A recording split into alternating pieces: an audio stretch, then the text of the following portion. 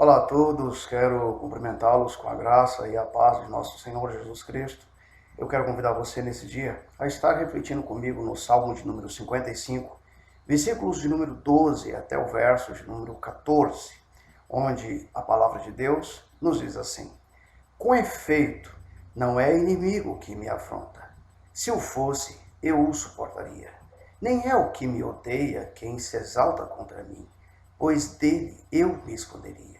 Mas és tu, homem meu igual, meu companheiro e meu amigo íntimo. Juntos andávamos, juntos nos entretínhamos e íamos com a multidão à casa de Deus. Refletiremos nesse dia a respeito do tema, fazendo o bem aos que vos odeiam. Bem, queridos, possivelmente não existe uma dor tão profunda quanto aquela causada por alguém que está muito próximo de ti, seja por um amigo, um colega, um familiar e até pelo cônjuge. Ao olhar atentamente para esse salmo, podemos perceber que a frustração de Davi é a experiência dramática de muitos que vivem na atualidade. São os inúmeros os casos de pessoas que se revelaram quem realmente são ao longo da caminhada. Quantos líderes religiosos que muitas vezes gastaram muito do seu precioso tempo para socorrer suas ovelhas foram vítimas de sua ingratidão. Quantos pais foram deixados num asilo por seus próprios filhos? Quantos colegas de trabalho foram apunhalados por seus pares nas empresas? São incontáveis os relatos de tragédias em família por causa de um valor de um seguro, que certamente seria pago, um seguro de vida, que seria usufruído na morte daquele segurado principal. E se nós fôssemos elencar a lista, era sem dúvida alguma ela é extensa. Ao olhar atentamente para este salmo, imagino que provavelmente tenha sido escrito no começo da revolta de Absalão contra seu pai Davi.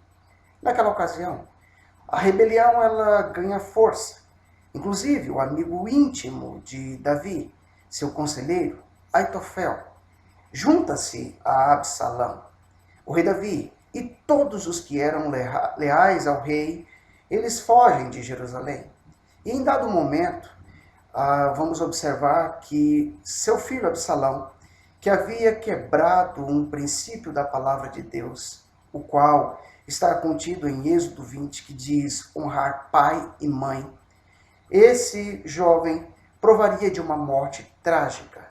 E a palavra de Deus, ela vai nos dizer, vai nos relatar, em 2 Samuel, capítulo 18, versos 9, 10 e 14, o seguinte: E Absalão se encontrou com os servos de Davi, e Absalão ia montado num muro, e entrando o muro debaixo de espessos ramos de um grande carvalho, pegou-se-lhe a cabeça no carvalho, e ficou pendurado entre o céu e a terra. E o mulo que estava debaixo dele passou adiante, o que vendo um homem fez saber a Joabe, e disse: Eis que vi a Absalão pendurado num carvalho. Então disse Joabe: Não me demorarei assim contigo aqui. E tomou 3 dardos e traspassou com eles o coração de Absalão, estando ele ainda vivo no meio do carvalho. Eu devo ressaltar que não foi Davi quem deu a ordem expressa para exterminar o próprio filho. Pelo contrário, Davi se propôs a fazer o bem àquele que lhe pretendia fazer o mal, dando, de certa feita, uma ordem expressa, não apenas a Joabe, mas aos principais daquele exército. E nós podemos conferir isso ao nos deparar com 2 Samuel 18, verso 5, que diz: E o rei deu ordem a Joabe, e a Abisai e a Itai, dizendo: Brandamente tratai por amor de mim ao jovem Absalão. E todo o povo ouviu quando o rei deu a ordem a todos os capitães acerca de Absalão. Muitos anos depois, o próprio Senhor Jesus Cristo viveria essa experiência. Ele convive com Judas Iscariotes. A respeito de Judas, poderia-se afirmar que era seu companheiro. E poderíamos ainda dizer a respeito de Judas, que era amigo íntimo do Senhor Jesus. Afinal de contas, Andavam juntos, se entretinham e iam com a multidão à casa de Deus. Apesar de tudo o que Judas fez, é notável eu e você observarmos que Jesus nunca virou as costas para Judas. Ele ainda participou de uma última ceia com o Senhor Jesus Cristo. E é interessante que, novamente, as árvores surgem na história.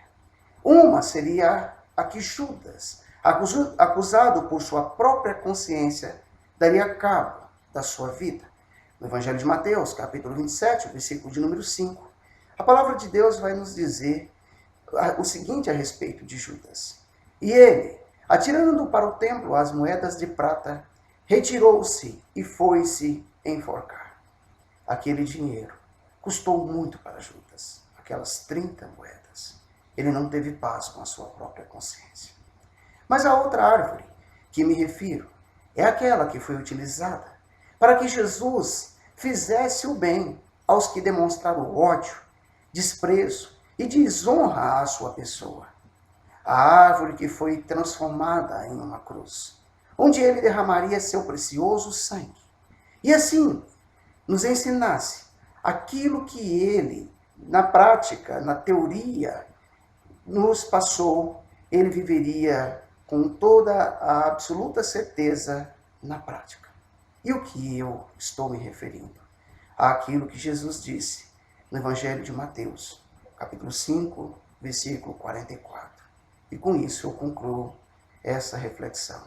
Jesus disse: Eu, porém, vos digo, amai os vossos inimigos, bendizei os que vos maldizem, fazei o bem aos que vos odeiam, e orai pelos que vos maltratam e vos perseguem, para que sejais filhos do vosso Pai que está nos céus. Que o Senhor Jesus Cristo nos abençoe poderosamente.